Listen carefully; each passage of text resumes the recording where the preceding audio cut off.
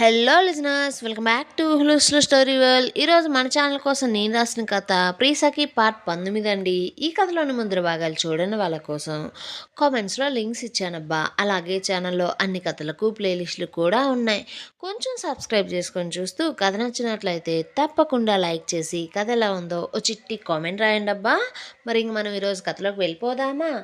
పవన్ హారికను కలిసి అతనికి ప్రణీత్ గురించి తెలిసిన నిజాలన్నీ ఆమెతో చెప్పాలని ప్రణీత్ ఇల్లు వెతుక్కుంటూ రాగా అక్కడ అతను ఊహించని విధంగా వర్షిత్, ప్రణీత్ పవన్ గురించి నిజాలన్నీ తెలుసుకొని తిరిగి పవన్నే ప్రశ్నించగా అతను వాటికి సరిగా సమాధానం చెప్పకపోవడంతో తన అక్కను మోసం చేసినందుకు వర్షిత్ కోపంతో పవన్ మీద చేయి చేసుకోగా అది భరించలేని పవన్ అతని నిజరూపం వారికి చూపిస్తూ నన్ను మీరు ఏమీ చేయలేరు అంటూ అతను ప్రణీత్ గురించి శ్రావణి గురించి తెలుసుకున్నది అక్కడ చెప్పగా అది విన్న ప్రియ, వర్షిత్ షాక్ అయితే వారిని చూసిన కమల్ని, పవన్ ముఖాలు సంతోషంతో వెచ్చుకున్నాయి. అయితే ప్రణీత్ ముందు కొంచెం పవన్ చెప్పిన నిజానికి కంగారు పడినా సరే తనకు తానుగా తమాయించుకొని పవన్ని చూస్తూ నా గురించి చాలానే తెలుసుకున్నావే, మరి అంతకు మించి ఇంకేదన్నా తెలుసుకున్నావా లేదా అంటూ వెటకారంగా అడుగుతుంటే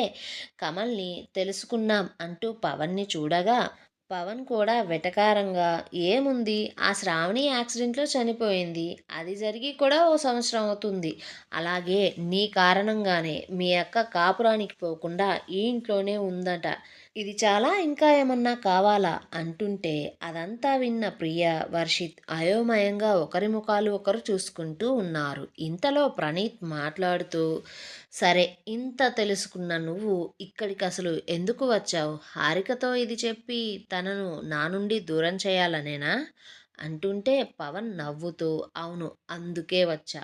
నాకు దక్కనిది ఎవ్వరికీ దక్కకూడదు.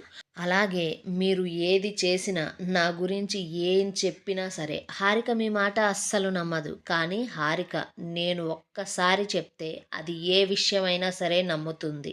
తను ఇప్పటికీ కూడా నన్నే ప్రేమిస్తుంది అంటూ ధీమాగా చెబుతూ ఉంటే ప్రణీత్ అయితే వెళ్ళి చెప్పుకోపో, ఏం జరుగుతుందో నేను కూడా చూస్తా అంటూ అదే ధీమాగా కాలు మీద కాలు వేసుకుని చైర్లో కూర్చొని అక్కడున్న వారందరి వైపు చూస్తుంటే పవన్లో కంగారు మొదలైంది అతని మాటలకు.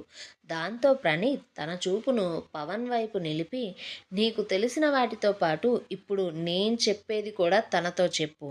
హారికకు యాక్సిడెంట్ జరిగినప్పుడు పెట్టిన అవయవాలు చనిపోయిన నా శ్రావణివేనని, అందుకే నేను శ్రావణి గుండె కోసం, ఆమె కళ్ళు కోసం, అవి నా మీద చూపించే ప్రేమ కోసమే తనను పెళ్లి చేసుకున్నానని కూడా చెప్పు అంటూ ప్రణీత్ చెప్పడంతోనే వర్షిత్ ఒక్కసారిగా ఆ మాటలన్నీ విని చైర్లో కుప్పగూలిపోతే ప్రియకు ఆ సమాధానం విని షాక్ కొట్టినట్లుగా అయ్యి ఆమె చేతి నుండి ఫోన్ కూడా కిందకు జారి పడిపోయింది.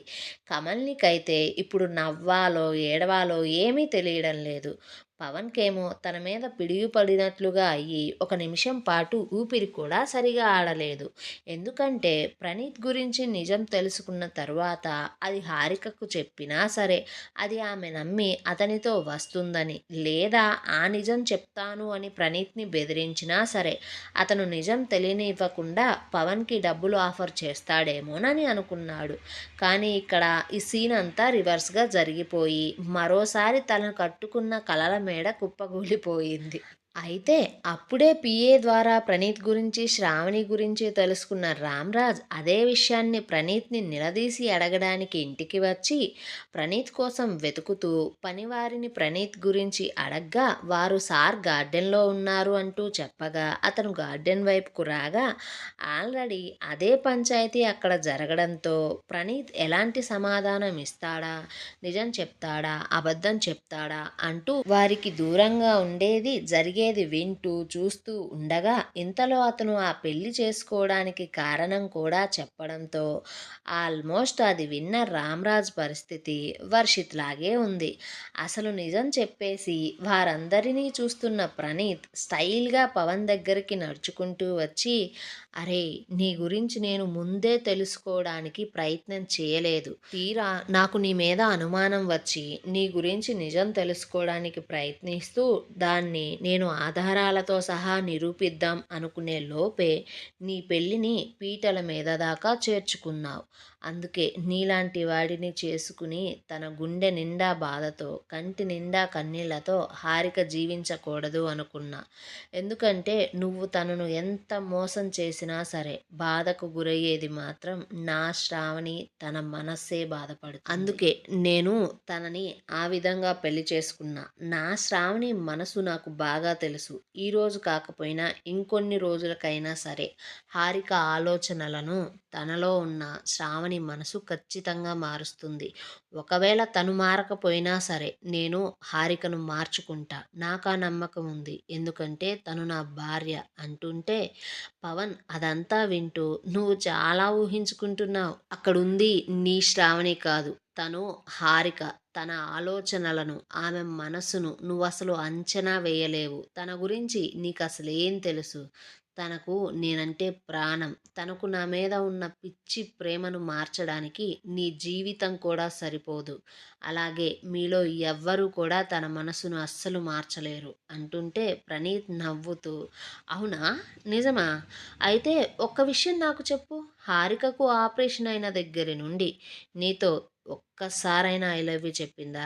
పోనీ తనకు నాతో పెళ్లి తర్వాత అయినా సరే నీతో వస్తానని కానీ, తనను ఇక్కడి నుంచి తీసుకుపొమ్మని కానీ నిన్నడిగిందా? అంటూ వెటకారంగా ప్రణీత్ చిరునవ్వుతో పవన్ని అడుగుతూ ఉంటే పవన్ దగ్గర అతని ప్రశ్నలకు సమాధానం లేదు.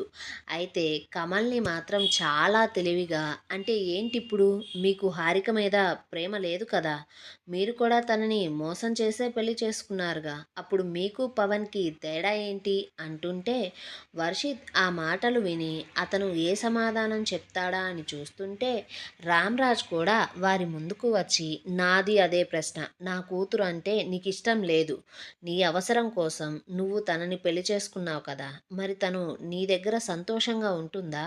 అలా ఉంటుంది అని నాకు నమ్మకం ఏంటి అంటూ అడగ్గా ప్రణీత్ రామ్రాజ్ని చూస్తూ, నేను శ్రావణి కోసమే నీ కూతుర్ని పెళ్లి చేసుకున్నా, కాదు అనను. అలాగే నేను తనను శ్రావణి జ్ఞాపకాలతో ఇబ్బంది పెట్టినా, బాధ పెట్టినా తనకంటే ఎక్కువగా నేనే బాధపడతా. ఎందుకంటే నేను నీ కూతుర్లో శ్రావణిని చూసుకుంటున్నా. నీ కూతుర్ని శ్రావణి అనే భావిస్తున్నా. వారిద్దరి రూపాలు మాత్రమే వేరు, మనసు మాత్రం ఒకటే. నేను శ్రావణిని నా ప్రాణం కంటే ఎక్కువగా ప్రేమించా. ఈ విషయాన్ని కూడా కాదు అనను. అలాగే హారికను నా ప్రాణం పోయేదాకా బాధ పెట్టకుండా చూసుకుంటా. ప్రాణం లేని వారి గురించి ఆలోచిస్తూ నీ కూతురి జీవితాన్ని నువ్వే అంధకారంలోకి నెట్టద్దు. ఇంతకు మించి నేను ఇప్పుడు మీకు ఏమీ చెప్పలేను. కానీ మిమ్మల్ని నేనొక ప్రశ్న అడగాలి అనుకుంటున్నా. నీ కూతురు ఇష్టపడింది అని మంచివాడు కాకపోయినా సరే మీరు హారికను ఈ పవన్ దగ్గరికి ఇంకా పంపాలి అనుకుంటున్నారా? కేవలం ఓ మోసపూరితమైన ప్రేమ కోసం నాతో ఈ పెళ్లి బంధాన్ని తెంపాలి అనుకుంటున్నారా? అందుకనే మీరు నా గురించి ఎంక్వైరీ చేశారా అంటూ అతన్నే చూస్తూ అడగ్గా ఓ 2 నిమిషాలు ఆలోచించుకున్న రామ్రాజ్ పవన్ వైపు చూస్తూ అతని దగ్గరికి వచ్చి కోపంతో అతని చెంప చెల్లుమనిపించి, ఇది నా కూతుర్ని మోసం చేసినందుకు అంటూ మరొక చెంప చెల్లుమనిపించి, ఈ దెబ్బ ఇంకా కూడా హారికను మమ్మల్ని మోసం చేయాలని చూస్తున్నందుకు అంటూ చెప్పి అతనే సెక్యూరిటీని పిలవగా వాళ్ళు వచ్చి వీరిని ఈడ్చుకుంటూ పోతూ ఉంటే ప్రణీత్ పవన్ని చూస్తూ కోపంగా, మళ్ళీ నువ్వు గాని ఇటువైపు వచ్చావే అనుకో, నీకు తెలిసిన నిజం హారికకు చెప్పాలని చూసావే అనుకో, నేను నీ ప్రాణం తీస్తా.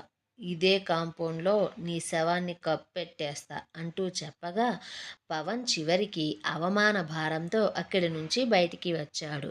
అలా వచ్చి కారులో కూర్చొని కోపంగా కార్ స్టార్ట్ చేస్తుంటే అతనికి ఒక అన్నోన్ నెంబర్ నుండి ఫోన్ రావడంతో అది తీసిన పవన్ అవతల వ్యక్తి వారి వివరాలు ఏమీ చెప్పకుండా, చూడు పవన్, హారికను నువ్వు పొందాలి అనుకుంటే నేను చెప్పినట్లు చేస్తావా అంటే పవన్, చేస్తా.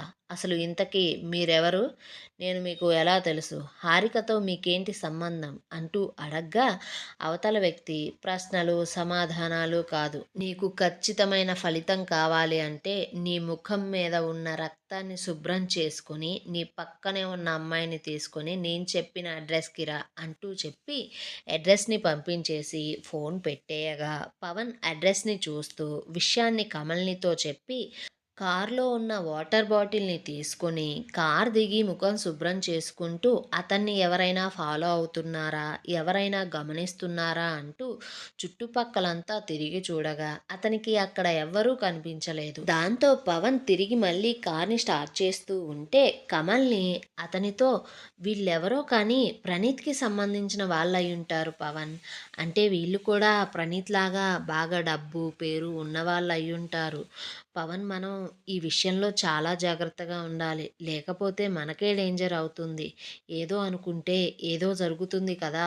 అంటుంటే పవన్ వర్షిత్ కొట్టడాన్ని, ప్రణీత్ చంపేస్తా అంటూ బెదిరించడాన్ని గుర్తు చేసుకుంటూ కోపాన్నంతా కార్ స్టీరింగ్ మీద చూపిస్తూ చూడు కమల్‌ని మనకు చేతగాని పని వేరే వాడి వల్ల అవుతుంది అంటే, నా ప్రతీకారం తీరుతుంది అంటే ఆ డేంజర్ ఎలాంటిదైనా సరే నేను దానితో సావాసం చేస్తా అంటూ కోపంతో కార్ స్పీడ్ మరింతగా పెంచితే ఇంకోవైపు ప్రణీత్ వర్షిత్ని రామ్రాజ్ని చూస్తూ అక్కడే ఉన్న ప్రియను వాటర్ తీసుకుని రమ్మనగా ఆమె వెంటనే ఇంట్లోకి వెళ్ళి వాటర్ తీసుకుని రాగా ఆ వాటర్ని అక్కడ వారందరికీ అందిస్తూ వారవి తాగి కొంచెం కుదుటపడిన తరువాత అక్కడున్న ముగ్గురిని చూస్తూ అతని జీవితంలో ఏదైతే జరిగిందో అది మొత్తం కొంచెం కూడా దాచకుండా వారితో చెప్పి అతను పెళ్లి చేసుకోవడానికి కారణం చెబుతూ రామ్‌రాజ్ వైపు చూస్తూ కొంచెం కోపంగా బ్రెయిన్ డెడ్ అయ్యి ఎవరూ ఆమె కోసం రాకపోతే నీ కూతురి ప్రాణం కోసం నువ్వు ముందు వెనక ఆలోచించకుండా డబ్బుతో పని కానిచ్చేస్తూ శ్రావణి అవయవాలను తీసి ఆపరేషన్ చేయించి త్వరగా శవాన్ని కాల్చేపించేశావు. కనీసం నాకు తన చివరి చూపును కూడా దక్కనివ్వకుండా చేశావు. నువ్వు చేసింది నీకు సరైనదే అనిపిస్తే నేను చేసింది కూడా నాకు సరైనదే అనిపిస్తుంది. అలా అని ఇప్పుడు నేను హారికను అన్యాయం చేయను. తను మారి నిజం తెలిసిన తరువాత కూడా నన్ను భర్తగా ఒప్పుకుంటే తనను నేను భార్యగా శారీరకంగా కూడా స్వీకరించడానికి సిద్ధం. కానీ అప్పటిదాకా నేను తనతో ఎలాంటి సంబంధం పెట్టుకోను. అలా అని తనను నా నుండి దూరంగా పోనివ్వను. అలాగే మీరందరికీ చెప్తున్నా వినండి. నా మంచితనాన్ని చేతగానితనంగా ఎవ్వరూ తీసుకుంటున్నా సరే నేను చూస్తూ ఊరుకోను. అది మీరైనా, పవనైనా. ఇంకో విషయం, ఇప్పుడు ఈ నిజాలన్నీ తనతో చెప్పొద్దు. నిజం తెలుసుకోవడానికి తనకు కొంచెం టైం ఇవ్వండి. ఎందుకంటే మా పెళ్లి జరిగి పట్టుమని 10 రోజులు కూడా కాలేదు. తను ఈ పరిస్థితుల్లో అంత మనసుకు తీసుకోలేదు. తను నేను కట్టిన తాళికి మాత్రమే విలువనిస్తుంది. నాకు కాదు. ఆమెకు ఈ సమయంలో ఒకేసారి పవన్ గురించి, నా గురించి, శ్రావణి గురించి తెలియడం అంత మంచిది కాదు.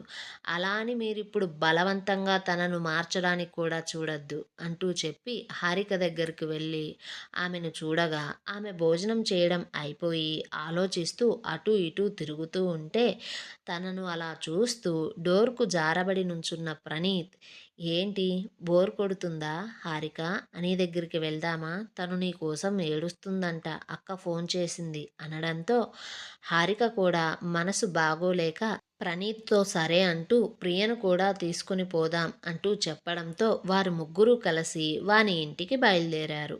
ఇంకోవైపు తల్లి చెప్పిన మాటలన్నీ విన్న పావని కోపంగా అంటే నీకు నాకంటే నీ కొడుకే ఎక్కువ. ఇప్పుడు వాడి కోసం నేను 2 నెలల్లో పెళ్లి చేసుకోవాలా? నిన్న కాక మొన్న వచ్చిన కోడలు తప్ప ఈ కూతురి బాధ పట్టదా నీకు? నా ఇష్టానికి, నా మనసుకు, నా ప్రేమకు విలువనివ్వవా? అంటుంటే కుమారి నీది ఇష్టం కాదే పంతం అంటుంటే పావని అయితే ఇప్పుడు నేను నీకు కరాఖండిగా చెప్తున్నా విను. నా జీవితం నా ఇష్టం. నీకు నేను ఈ ఇల్లు ముఖ్యం అంటే ఇక్కడే ఉండు. లేకపోతే ఇక నీ ఇష్టం. నిన్నెవ్వరూ ఇక్కడ బలవంతం చేయరు అనగానే కుమారి కోపంతో కూతురి చెంప పగలగొట్టి పరాయి దాని మొగుడిని కోరుకుని కుటుంబాన్ని చిన్నాభిన్నం చేశావే నువ్వు. నీకసలు సిగ్గు శరం లేదా? ఆ దేవుడు ఏ కోశానా పెట్టలేదా? కలియుగంలో ఉన్న శూర్పనఖలా తయారయ్యావేంటే నువ్వు అంటుంటే అప్పుడే విజయమ్మ అక్కడికి వచ్చి కుమారి మీద కోప్పడుతూ, ఇంకొకసారి నా మనవరాలి మీద చేయి చేసుకుంటే ఇంట్లో నుండి నిన్ను గెంటేస్తా కుమారి, జాగ్రత్త, ఒళ్ళు దగ్గర పెట్టుకొనుండు అంటూ చెప్పి పావనిని గంగాధర్ పిలుస్తున్నట్లు చెబుతూ ఆమెను అక్కడి నుంచి తీసుకుని పోగా, బిజినెస్ లావాదేవీల గురించి మాట్లాడడానికి పరంధాం వాణి విల్లాకు బయలుదేరాడు. ఇంకోవైపు గంగాధర్ పావనిని తీసుకుని ఒక చోటికి బయలుదేరగా, పావని ఎక్కడికి తాతయ్య వెళ్తున్నాం అంటూ అడగడంతో గంగాధర్ చెప్పిన సమాధానం విన్న పావని పెదవులు చిరునవ్వుతో వెచ్చుకున్నాయి. ఏమండోయ్, మరిప్పుడు గంగాధర్ వాళ్లకు ప్రణీత్ గురించి నిజం ఎక్కడి దాకా తెలిసిందంటారబ్బా? హారికకు ఎవరి ద్వారా నిజం తెలుస్తుంది? పవన్కి ఎవరు ఫోన్ చేసి ఎక్కడికి రమ్మని ఉంటారు? వాణి విల్లాలో ఇప్పుడు ఏం జరగబోతుంది? పావని వాళ్ళు ఎక్కడికి వెళ్తున్నారు? ఈ ప్రశ్నలన్నింటికి సమాధానం కోసం మన ఛానల్ని సబ్స్క్రైబ్ చేయండి. ఈ వీడియోని లైక్ చేయండి. కథా కథనం ఎలా ఉందో బుల్లి కామెంట్ చేయండి అబ్బా కొంచెం.